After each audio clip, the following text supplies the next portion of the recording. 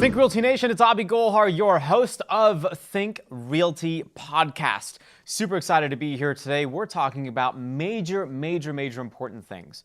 Here's the rundown for the show today. Number one, we're talking about some of the hot spots in the West, and is the West turning into the wild, wild West? You're about to find out in just a few minutes. We're also talking about a recent day on the Hill that many of the Think Realty Leadership Circle members had an opportunity to attend. Essentially, they went to Washington to talk to some of the legislators and senators about some of the challenges they're having as private real estate investors. Kind of interesting. My good friend Tom Olson will be talking about his experience on the day on the Hill in just a little bit. We're also following that up with 5 tips to boost your sales skills and skills in negotiating. I love this topic. It's so important because, quite frankly, as somebody that is negotiating on property values on a very regular basis, and if you're not, well, are you really a real estate investor? So make sure that you pay attention to that segment. Again, that's going to be the 5 tips to boost your skills and confidence in negotiating. And I'll throw in a couple pro tips on sales there as well. And of course, we have something very interesting, a college scandal. Those that are paying a lump sum of money to get their kids into school. Ethical or unethical?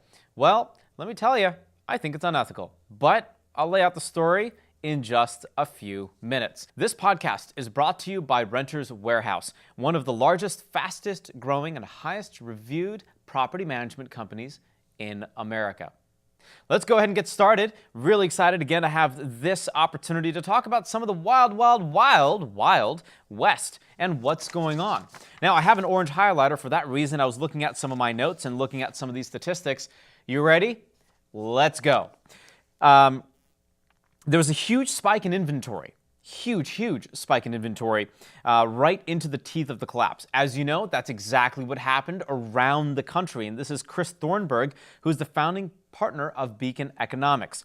Quote, I would argue that the market has been behaving quite reasonably. And again, this is some of the Western states. There's been no spikes in inventories, which is a mark of a downturn, and the month supply is still tight at the national level. Unlike the last downturn, there are no subprime loans. So guess what? Does that really mean that we're lending out to people that don't have any jobs and can't afford a loan? Absolutely not. Not anymore. So let's not talk about it, right? There's no reason to talk about a downturn if we're not really going to see one happening because of that reason. That's one of the many factors. And that's what Thornburg is saying. So the median home sales data from Adam Data Solutions revealed that there are 5 Western markets that stand out when it comes to a steep upward climb in median home prices. And this is since bottoming out there in 2012. Boise, Idaho, Las Vegas, Nevada. And of course, let's not forget the coastal Californias, both northern and southern coast of California, and of course, Seattle, Washington. Now, what's interesting about some of these markets too, talking about Boise, Idaho specifically, topping the Forbes list. It tops the Forbes list of the America's fastest growing cities in 2018. There is an individual there named Mike Brown, who's the owner of Mike Brown Group at Silver Creek Realty Group based in the Boise area. He says, quote, it's an interesting market, but demand is already and always there. Boise, I've had my eye on you for quite a while. It seems that there's a better quality of life in Boise for the most part. Quote, that's why we are attracting people who are relocating. So interesting. I never really thought of investing in the wild West, or really the West. And Idaho being one of those states that I just thought, well, geez, I know it's known for their potatoes, but I didn't really figure Boise would be a good opportunity. But boy, was I wrong. Take a look at Boise, these statistics. Since the market turned around, Boise has really done fairly well. In June of 2014, the median sales prices have only gone negative once. Something to keep in mind. The housing market isn't likely to soften in 2019. The prices will still be rising by the end of 2019, said Donald Hawley, who is with the Department of Economics in Boise State University. Now, in 2016, the inventory of existing homes was less than the inventory of new homes. The reason, though, is that Idaho is the fastest growing state, and it's much easier to sell a home today in today's market than it was 5 or 6 years ago. So my takeaway from all this, listen, you find good markets like Boise, like a potential Las Vegas, that had a cataclysmic disaster of just the fallout of the market. And you saw that, and it dropped by 50%. But we still have to clue in as investors of where to find good property. And again, according to Mike Brown, who owns the property group in Boise, he says, quote, as a result, whatever deals investors have to find are off market. I don't necessarily believe that to be the case. I'm still looking on the MLS and finding good deals, but you also have to be connected to find these off-market properties. Being connected, check us out. Go to thinkrealty.com. We have a lot of market influencers on thinkrealty.com. Get in touch. Let's talk about some strategies on how you can find your next deal. So that's a quick little wrap up on Boise. If you want to learn more and if you want to see some additional market wrap ups, go to thinkrealty.com. Here's what's coming up next. My good friend Tom Olson, founder of goodsuccess.com, will be talking about his experience at the Day on the Hill. That's what's coming up right now. Tom Olson, he's an author, he's a speaker, and he's the founder of Good Success. Tom, welcome to the show. Look at that. That's magic. That's What's so up, cool. Abhi? Hey, man, good to see you. So you've been doing a lot of traveling lately. We had the opportunity to catch up for a quick second here and there. And recently, over the last maybe couple of weekends ago, before Think Realty Baltimore, you had the opportunity to spend a little bit of time in Washington as part of the member that was a Day on the Hill. That was a lot of fun, from what I hear. I was doing Think Realty Radio, otherwise I would have come up and shown my support and all of that, and I hear that there was just enough space for a 5'5" guy that was really skinny to fit into that room where everybody was talking all the good stuff. So I'm sorry I missed that. But what was the objective of the Day on the Hill? Tell me a little bit more about your experience there. Well, first of all, I'll have to say, like, whoever picked the day just did an amazing job, because it was like beautiful outside. The cherry blossoms were like just amazing. So whoever did that, thanks to Think Realty for making that happen. And it was a really fun day.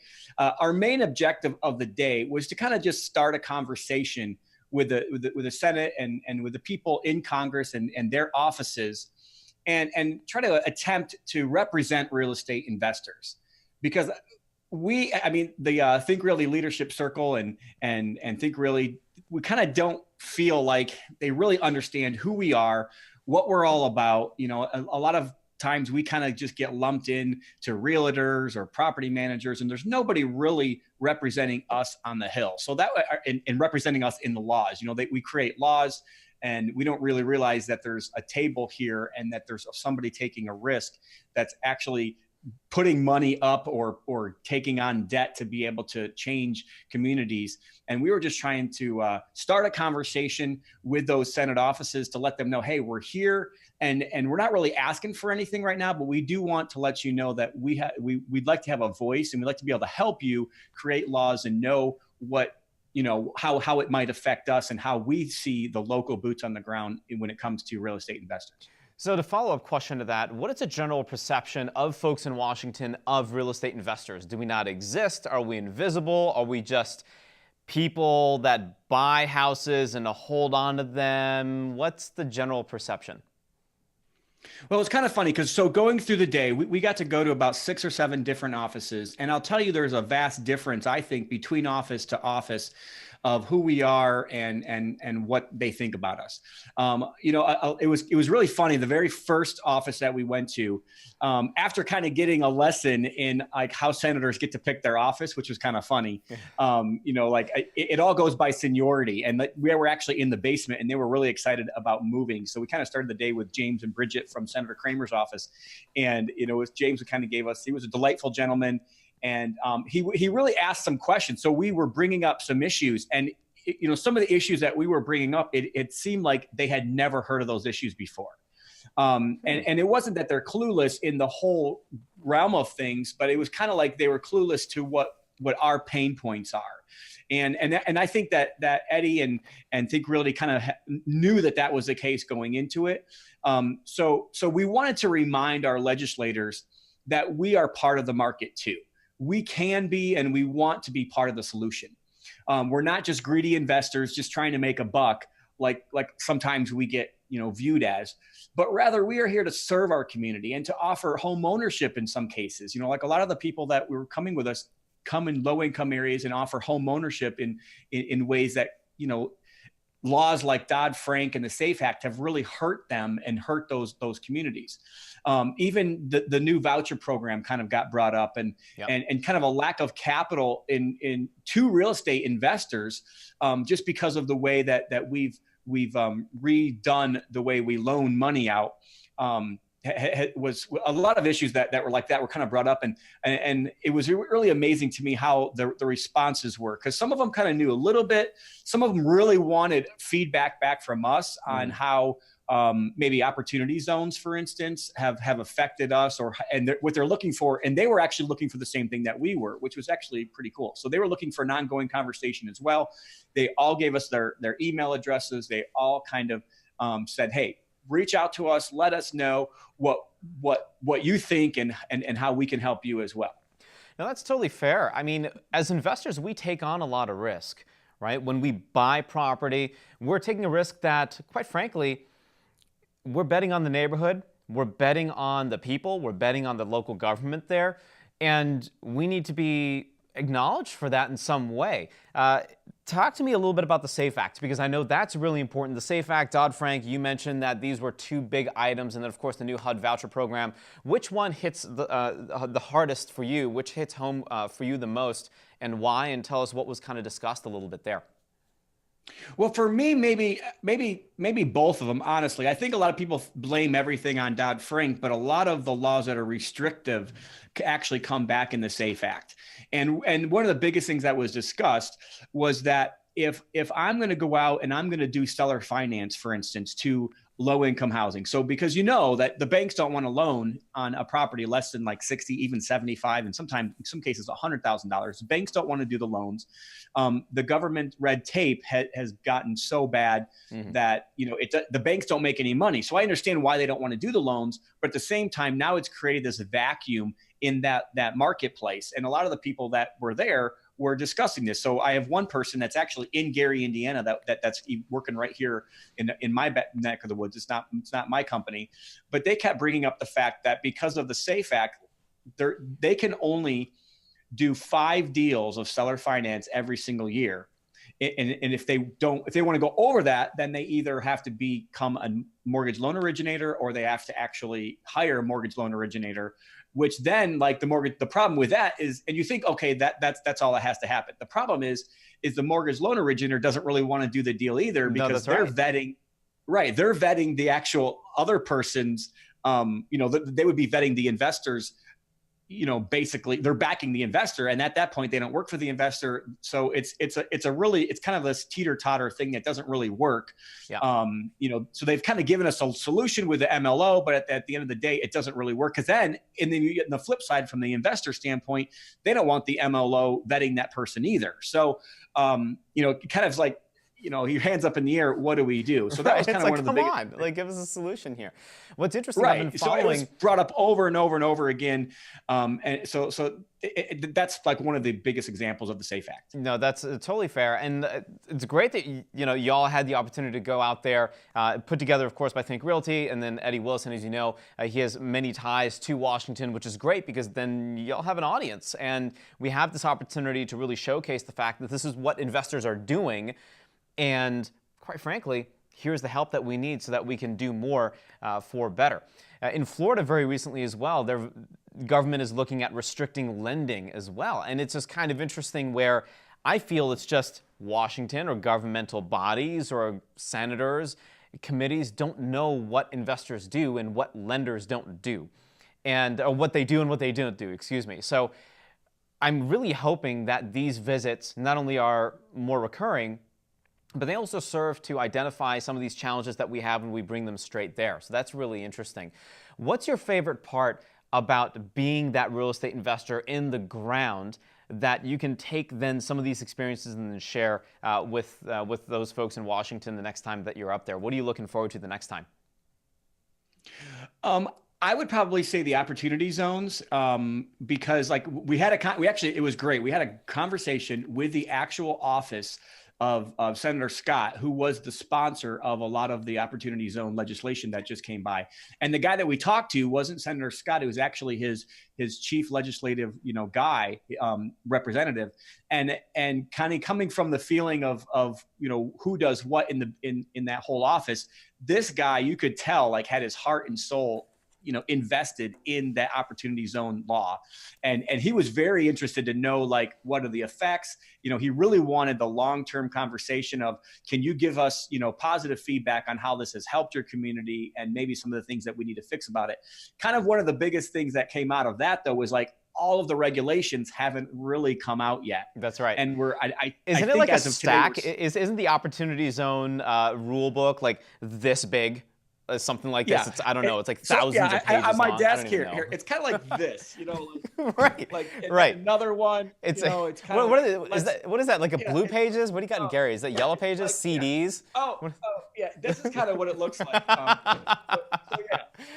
Right. That's dismal. I don't have time to read through any of that. Like, here's some light reading for the weekend. Right. That sounds great. Right. So that was a key discussion point, and we kind of even pushed back a little bit on them pretty hard. We're like, hey, like, when are these regulations going to come out? Because we're supposed to have this investment done by the end of 2019. Maybe are you going to extend it? I don't know. There's like all these unknowns. And me as an investor personally, like, I'm afraid to use this as a marketing ploy to raise money or do anything I want to do here in Gary, Indiana, which one of my big visions is to flip the city of Gary, Indiana, which is half opportunity zone, by the way. And I'm afraid to do this myself personally because I don't even know what end is up on this whole thing. It's very unclear of what they're actually going to count and how everything is going to work with it. So, until the regulations come out on it and you kind of really have some kind of a footprint to stand on, you have no idea. Yeah, and that's generally also the challenge that I've been looking at. I purchase single-family rentals and multifamily units. I have a fund specifically dedicated to that, and we're looking at an opportunity zone fund for multifamily, and it's like, okay, hold on. So how does all this stuff work? And then how are we going to find the operators and then the property management, making sure that everything just flows smoothly over, like you said, the next 10 years, because you have to have your capital locked in there for a 10-year period to really take advantage of of that tax situation that can really help you as an investor to not only defer, but then you have zero capital gains at the end of the day on your profits that are made. What areas of Gary fall into the opportunity zones, I should say? Because I think that's really interesting for me now, looking at Northwest Indiana and some of the Midwestern cities to invest in. I mean, Gary's right up there, and you're a big proponent, obviously. You want to flip Gary. Flip it to me, brother. I mean, I'm here. That's right. I want to buy it.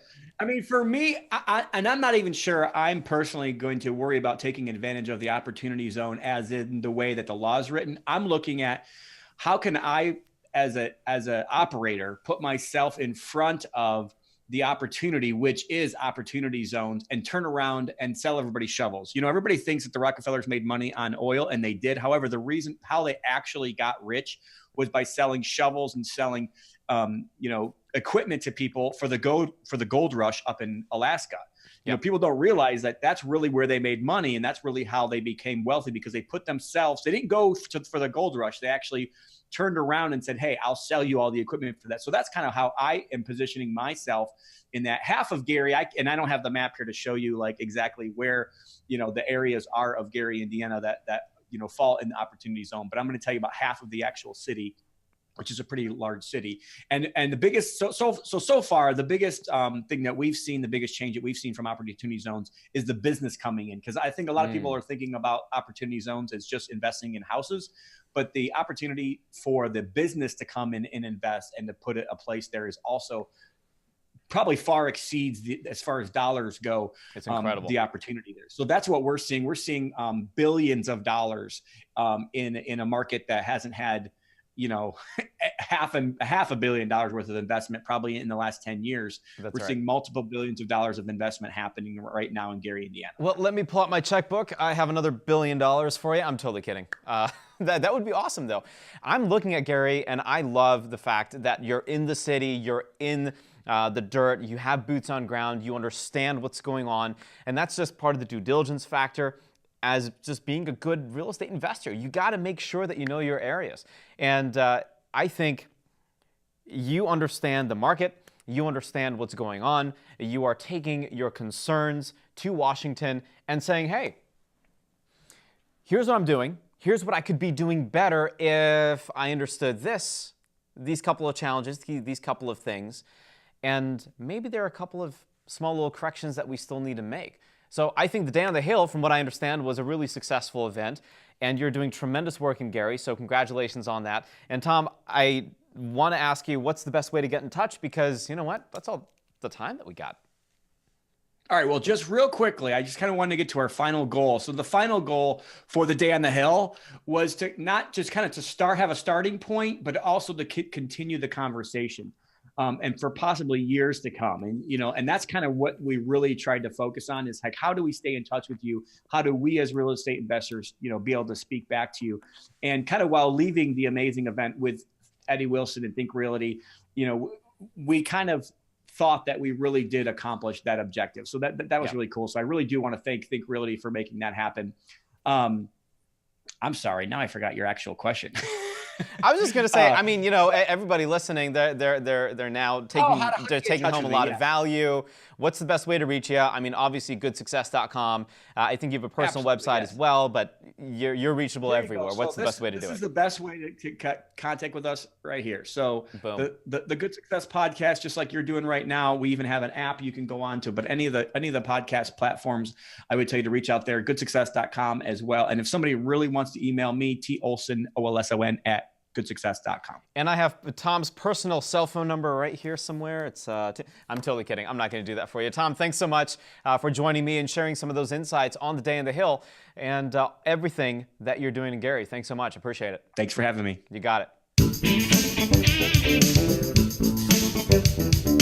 What an awesome interview. Thanks so much, Tom, for jumping on with me. Certainly appreciate it. Want to get in touch with him? Of course, go to goodsuccess.com. So here's the deal.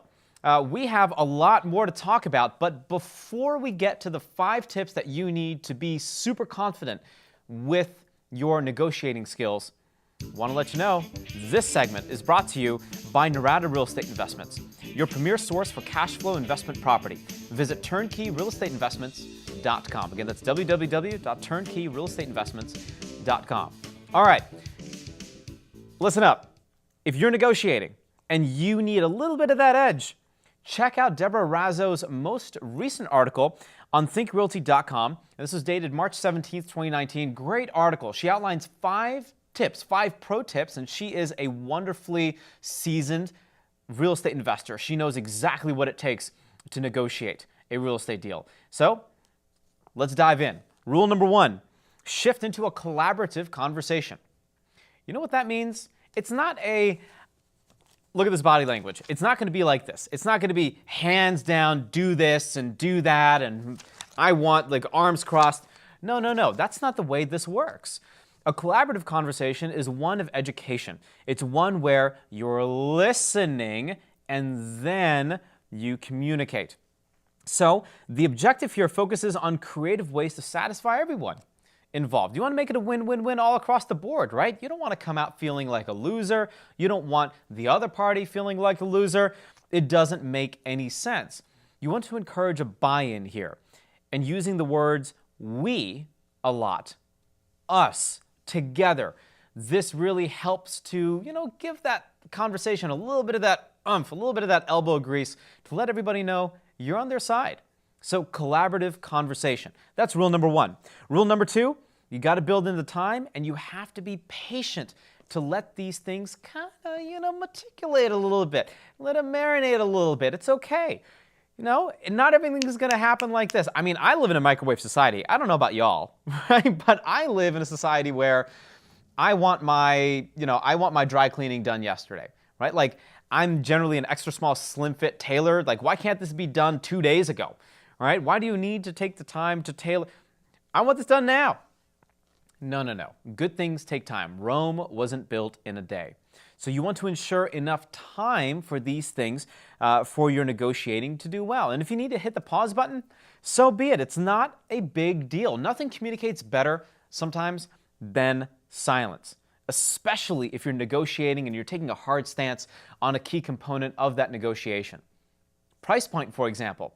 Hey, you know what? I think because of the amount of renovations this is going to cost me and my team, I would like to pay more, but our bottom line number is $35,000.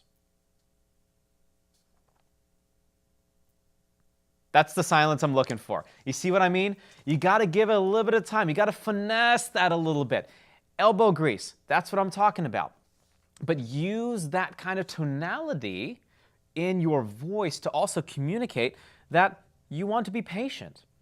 In my business, in the radio business, and of course the video business and the TV business, you have tonality. High and low and fast and slow. So you can pull it back a little bit and then start to coach along and go a little faster if you need. But remember, build in that time. Rule number 3, ask questions. Always ask questions. I love asking the question, does this make sense? I also love saying, hey, can we just kind of take this back for a second here? Because I might be missing something and I just want to make sure that everybody's kind of getting it here. Can we go back for a quick second? Can we hit the pause button? Having them say, yes, let's do that, enables you to be a better negotiator and enables you to have a little bit of that upper hand, a little bit of that, so that, you know what? You're controlling the conversation, you're directing the conversation, but you're also winning, which is number 4. You want to direct the conversation here. If you're letting the opposing party direct the conversation, guess what you're not doing? Directing the conversation or leading the conversation. Don't you feel that to be a little bit of a problem? Absolutely. You want to be in power play. And that's exactly what you need to do. But you want to do it subtly and you want to make sure it's a win-win and you want to use the words we and you want to tie in rules number 1 and 2 and 3.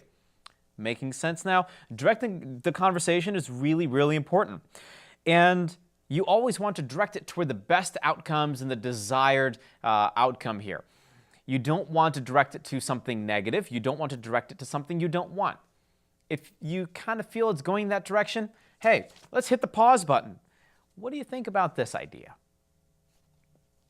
Asking questions and then directing conversations. You don't have to just do number 4, right? You can integrate everything. Last one, number 5, ask for what you want. What a novel concept. Ask for what you want. Guess what you don't get? 100% of the time, you don't get what you don't ask for. Guaranteed, right? That's going to happen. So, ask for what you want.